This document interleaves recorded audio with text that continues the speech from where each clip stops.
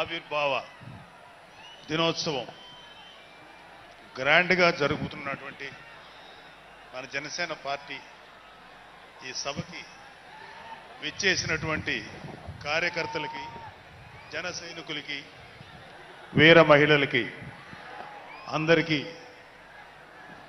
అలాగే ఇక్కడ ఉన్న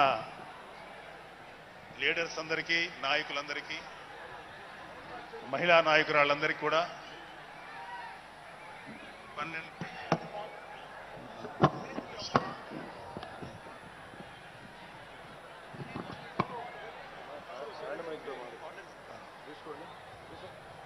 12వ జనసేన ఆవిర్భావ దినోత్సవ శుభాకాంక్షలు తెలియజేస్తున్నాను.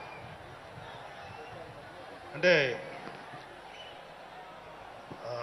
కొంచెం 2 minutes ఎక్స్ట్రా ఉంటుంది తాతారావు గారు, కొంచెం నన్ను అలౌ చేయండి. 2 నిమిషాలంటే కొంచెం కష్టం. సో కొన్ని సందర్భాల్లో మాట్లాడటం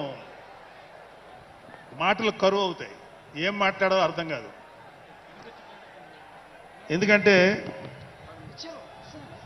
ఒక సంవత్సరం దాదాపు 9 నెలలు 10 నెలల క్రితం మనం అధికారంలో లేవు. అప్పుడు మనకి ఎలాంటి విషయాన్నైనా, ఏ విషయాన్నైనా తీవ్రంగా మాట్లాడగలిగేటువంటి శక్తి ఉంది. కానీ ఇప్పుడు అధికారం వచ్చిన తర్వాత మనం ఒళ్ళు దగ్గర పెట్టుకొని చాలా కేర్ఫుల్గా ఉండాలి. అలా ఒళ్ళు దగ్గర పెట్టుకోకుండా నోటికి వచ్చినట్లు మాట్లాడితే ఏం జరుగుతుందో మనందరం కళ్ళారా చూస్తున్నాం. ఇవాళ అహంకారం తలకెక్కి నోటికొచ్చినట్లు మాట్లాడి చిన్న పెద్ద తేడా లేకుండా బిహేవ్ చేసినటువంటి, మాట్లాడినటువంటి కొంతమంది ప్రతిపక్ష అని చెప్పలేములేండి, ప్రతిపక్షం లేదు కదా, నాయకులకి ఏం జరిగిందో తెలుసుకున్నాం. కాబట్టి ప్రతి మాట ఆచితూచి మాట్లాడాలి. సో అందుకని కొంచెం అది కూడా కాకుండా మేమందరం కూడా మాకు కొన్ని లిమిటేషన్స్ ఉన్నాయి. మన ప్రెసిడెంట్ గారు ఏమాత్రం ఒక మాట తేడాగా మాట్లాడినా ఒక ఏ విధంగానూ స్పేర్ చేయనటువంటి వ్యక్తి, ఒక డిసిప్లైన్డ్ లీడర్ ఆయన. సో ఆయన ఆధ్వర్యంలో చాలా జాగ్రత్తగా పనిచేస్తాం, జాగ్రత్తగా మాట్లాడతాం. Thank you very much. అసలు ఒక 12 సంవత్సరాల కాలం అంటే మన హిందూ సాంప్రదాయంలో 12 సంవత్సరాలకి ఒక ప్రత్యేకత ఉంది. మన కృష్ణా, గోదావరి లాంటి నదులకి పుష్కరాలు జరుగుతుంటాయి, చాలా పవిత్రమైన రోజులు అవి. అలాగా మిగతా అన్ని ఆవిర్భావ సభలు ఒక ఎత్తు అయితే ఈ 12వ ఆవిర్భావ సభ ఒక నదికి వచ్చిన పుష్కరాలు ఎంత పవిత్రమైనయో అంత గొప్ప రోజు ఈరోజు. సో ఈ అవకాశం మనకి ఇచ్చినటువంటి పవన్ కళ్యాణ్ గారికి మనం అందరం సదా కృతజ్ఞులై ఉండాలి. ఇప్పుడు పవన్ కళ్యాణ్ గారు ఆయన సాధించినటువంటి సక్సెస్, ఆయన సాధించినటువంటి విజయం మనం ప్రత్యేకంగా చెప్పుకోకర్లా. 100కి 100% స్ట్రైక్ రేట్ తోటి ఆయన విజయాన్ని, అద్భుతమైన విజయాన్ని సాధించడంతో పాటు అటు రాష్ట్రంలోనూ దేశంలోనూ ప్రభుత్వాలు నిలబెట్టడానికి ఒక వెన్నెముకగా నిలిచారు. సో ఆయన గురించి ప్రత్యేకంగా ఏమీ మాట్లాడక్కర్లేదు, ఎందుకంటే చాలామంది చాలాసార్లు మాట్లాడుతున్నారు. మనం తెల్లారులేస్తే టీవీల్లో అన్ని చోట్ల చూస్తున్నాం.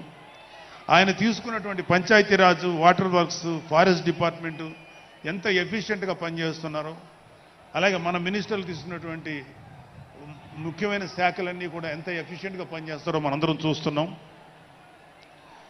సో స్పెసిఫిక్గా కళ్యాణ్ బాబు గారు ఎంత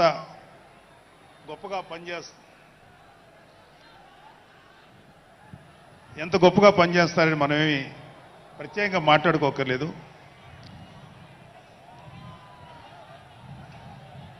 సో అయితే ఎన్ని మాట్లాడినా ఒక విషయం అయితే మనం మాట్లాడుకోవాలి.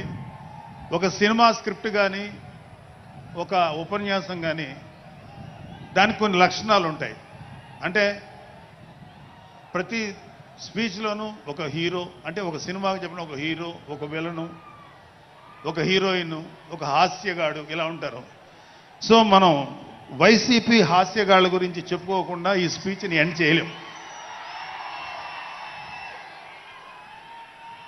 ఎందుకంటే జగన్ లాంటి హాస్యనటుడు కనే కళల గురించి మీకు చెప్పాలి. ఆయన ఎలక్షన్స్ అయిపోక ముందు నిద్రలోకి వెళ్ళారు. ఇప్పటికి నిద్ర లేవాలి. అప్పుడప్పుడు నిద్రలో లేచి కలవరిస్తుంటారు. మొన్న కూడా ఒక మాట చూశారు.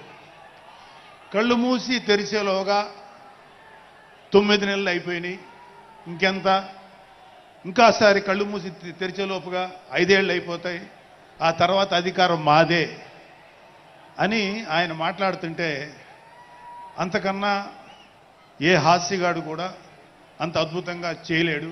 అంత అద్భుతంగా హాస్యం చూపిస్తున్నారు ఆయన. కానీ ఆయనకి నా సలహా ఏంటంటే, సార్ మీరు నిద్రలోనే ఉండండి, అప్పుడప్పుడు కలవరించండి, తప్పులేదు. ఇంకొక 20-30 ఏళ్ల తర్వాత మీరు కల్లో నుంచి బయటికి రండి, అప్పుడు దాకా మిమ్మల్ని ఎవ్వరూ డిస్టర్బ్ చేయరు. ఇది నాకు మనస్ఫూర్తిగా నేను మీకు ఇచ్చే సలహా. మీరు 20 ఏళ్ల తర్వాత మేలుకోండి, ఆ తర్వాత మీ ఇష్టం. మేమైతే 20 ఏళ్ల దాకా మిమ్మల్ని హ్యాపీగా పడుకోమనే సలహా ఇస్తున్నాం.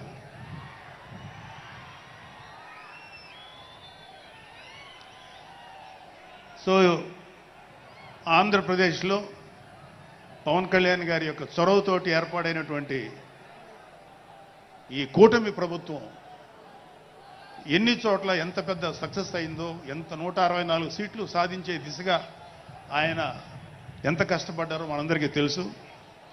అయితే మా అదృష్టం ఏంటంటే ఇక్కడ పిఠాపురంలో జరుగుతుంది కాబట్టి పిఠాపురంలో ఎలక్షన్స్ ఎలా జరిగినాయో ఒక 2 మాటలు చెప్పకపోతే, నేను పిఠాపురంలో పనిచేసి పిఠాపురం అభిమానుల యొక్క అభిమానాన్ని చూరగొన్న పవన్ కళ్యాణ్ గారికి, అలాగే పిఠాపురం యొక్క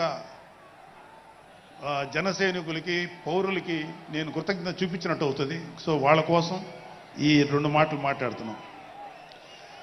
సో పవన్ కళ్యాణ్ గారు పిఠాపురంలో మమ్మల్ని పనిచేయమన్నారు.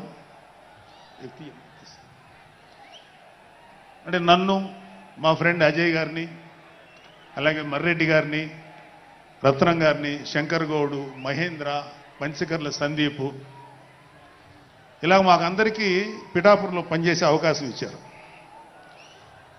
మేము పని మొదలెట్టిన తర్వాత మాకు అర్థమైంది ఏంటంటే,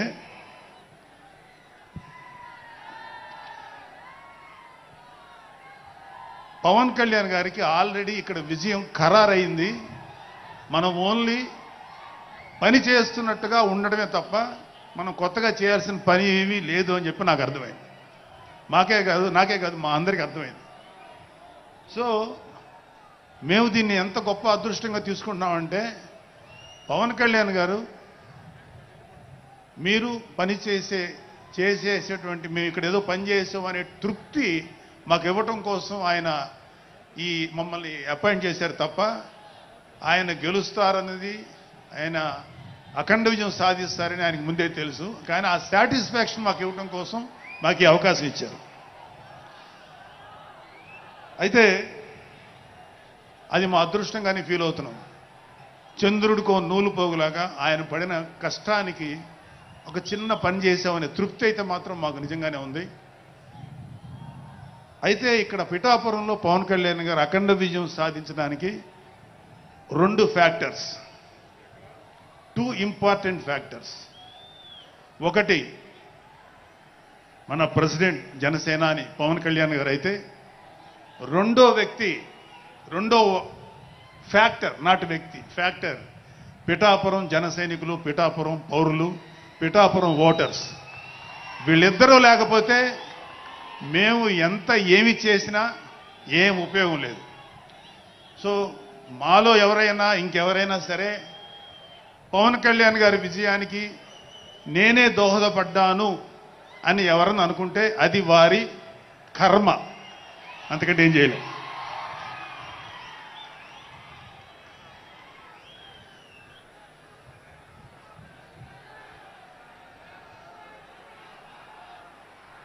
సో ఇక్కడ మన ప్రెసిడెంట్ పవన్ కళ్యాణ్ గారికి ఆయన గురించి చెప్పడానికి ఒక ఇంపార్టెంట్ విషయం చెప్పాలి. అది ఏంటంటే మొన్న ఈ మధ్యన మా అమ్మగారితో మాట్లాడుతున్నప్పుడు మా కళ్యాణ్ బాబు గురించి ఒక మాట వచ్చింది. యాక్చువల్గా ఇక్కడ నేను ఒక అన్నగా మాట్లాడకూడదు, కానీ నేను ఒక పార్టీ జనరల్ సెక్రటరీగా మాట్లాడాల్సి వచ్చినా కూడా ఒక అన్నగా ఈ ఒక్క విషయం నేను చొరవ తీసుకుని మాట్లాడాలి. సో మా అమ్మని అడిగాను, అంటే ఆవిడ నాతో చాలా ఫ్రెండ్లీగా ఉంటుంది. ఆవిడ అడిగా, ఏదో మాటల్లో వచ్చింది, అమ్మ మమ్మల్ని అంటే ఏ తల్లి అయినా ఒక ఆడతల్లి ఒక స్త్రీమూర్తి బిడ్డను కనేటప్పుడు చాలా నొప్పులు పడుతుంది, అదొక పునర్జన్మ అంటారు. అలాంటిది నేను మా అమ్మని అడిగా, నేను పుట్టినప్పుడు ఏమన్నా పెయిన్స్ అనుభవించావమ్మా అని. మా అమ్మ అంది, నువ్వు పుట్టినప్పుడు నేను అనుభవించినది పెయిన్స్ భూమి మీద ఆడది అనుభవించలేదు, అంత కష్టం పెట్టేవాడు. అది మా అమ్మ చెప్పింది నా గురించి. సరే కళ్యాణ్ బాబు ఎలాగా అన్న. గొప్ప విషయం అంటే నేను షాక్ అయ్యా. వాడు పుట్టినప్పుడు నాకు పెయిన్ అనేది కొంచెం కూడా తెలియదురా, అలాగా నాకు పెయిన్ లేకుండా పెయిన్ ఇవ్వకుండా పుట్టాడు. ఈ విషయం నేను కొంచెం షాక్ అయ్యా. అదేంటమ్మా కనీసం పెయిన్స్ ఉంటాయి కదా, ఏమోరా నాకు ఏమాత్రం పెయిన్ తెలియకుండా పుట్టాడని. సో నేను ఏమంటానంటే, పుట్టేటప్పుడు కన్న తల్లికి కూడా ఏమాత్రం నొప్పి బాధ ఇవ్వకుండా పుట్టిన పవన్ కళ్యాణ్ లాంటోడు, అలాంటి నాయకుడు ఈ కూటమి భాగస్వామ్యంలో ఉప ముఖ్యమంత్రిగా ఉన్న నాయకుడు ప్రజలకి ఎందుకు బాధలు రానిస్తాడు? వాళ్ళకి ఏ బాధలు కష్టాలు రాకుండా గుండెల్లో పెట్టుకొని చూసుకుంటాడు. అది మనం కళ్ళారా ఈరోజు చూస్తున్నాం. ఇప్పుడు మనం చూస్తున్నది ఆవగింజలో అరవంతు మాత్రమే. కూటమి భాగస్వామ్యంలో పవన్ కళ్యాణ్ గారి భాగస్వామ్యంలో జరుగుతున్న కూటమి ప్రభుత్వం పరిపాలన ఆవగింజల అరశాతమే. ఇంకా చాలా ఉంది. ఇప్పుడు చూస్తుంది just tip of the iceberg. అద్భుతమైన పరిపాలన మనకు రాబోతుంది. రాబోయే 20 ఏళ్లలో ఆంధ్రప్రదేశ్ ఒక స్వర్ణయుగం చూడబోతుంది. ఎందుకంటే ఎప్పుడో స్వాతంత్రం రోజుల్లో కొంతమంది మహానుభావులు పుట్టారు. అలాంటి వ్యక్తి ఈరోజు పుట్టడం, ఈరోజు మన ముందు ఉండటం మన అదృష్టం. అలాంటి వ్యక్తి దగ్గర పని చేయడానికి ఇగో ఈ స్టేజ్ మీద ఉన్న ప్రతి ఒక్కళ్ళం గర్వంగా ఫీల్ అవుతున్నాం. మాకు పదవులు వచ్చినా రాకపోయినా ఆయనకు సేవ చేస్తాం. నేనేమంటానంటే, మీరందరూ తెలుసుకోవాల్సింది, మీరు పవన్ కళ్యాణ్ అంత గొప్పవాడు కండి, తప్పులేదు. రాకపోతే అంతగా అవ్వలేకపోతే ఒక గొప్పవాడికి అనుచరుడిగా మారండి, ఏదైనా మంచిదే. నేను ఆ పని చేశాను. రెండో పని, పవన్ కళ్యాణ్ గారు అంత గొప్పగా నేను అయ్యే దమ్ము లేదు, కానీ ఆయనకి అనుచరుడిగా మాత్రం నాకు అవకాశం ఇచ్చారు. అది నేను చాలా సంతోషపడతాను.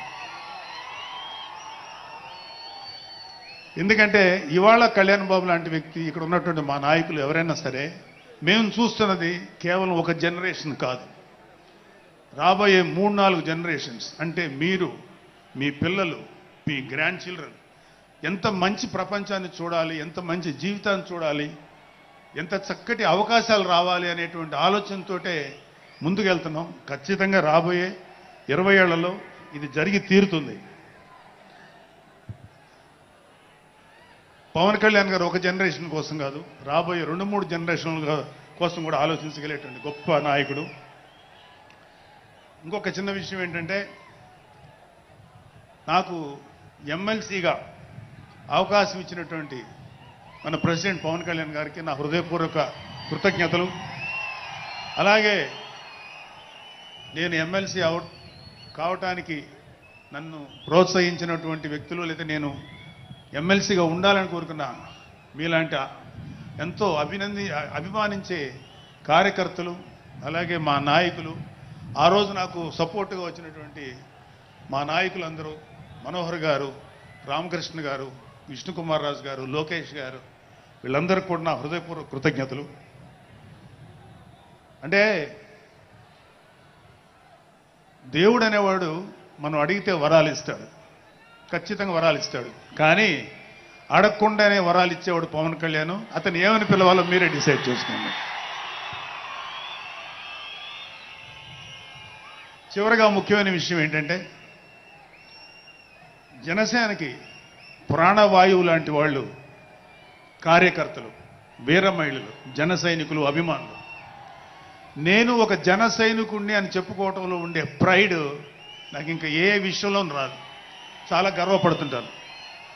సో అలాంటి జన సైనికులకి మీ అందరికీ మేమందరం అండగా ఉంటాం. ఏదైనా చిన్న చిన్న ఇబ్బందులు తలెత్తినా అవన్నీ సరిచేస్తాం. ఇంకొక విషయం ఏంటంటే జనసేన పార్టీ ఒక్కటే మీరు ఒక కార్యకర్త స్థాయి నుంచి అత్యంత ఉన్నతమైన స్థాయికి చేరుకోగలిగేటువంటి డెమోక్రటిక్ వాల్యూస్ ఉన్నటువంటి పార్టీ జనసేన. కాబట్టి జనసేనలో ఉండండి, జనసేనని ప్రోత్సహించండి. మీకే కాదు, మీ బిడ్డలకు కాదు, మీ మనవళ్ళకు కాదు, రాబోయే తరాలందరికీ జనసేన అండగా ఉంటుంది. మీ అందరికీ మేము ఫుల్ సపోర్ట్ చేస్తాం. మిమ్మల్ని అందరినీ గుండెల్లో పెట్టుకొని చూసుకుంటాం. ఎందుకంటే మా వెనకాల ఉన్నది ఒక శక్తి, దట్ ఈజ్ పవన్ కళ్యాణ్. జై పవన్ కళ్యాణ్, జై జనసేన, జై హింద్.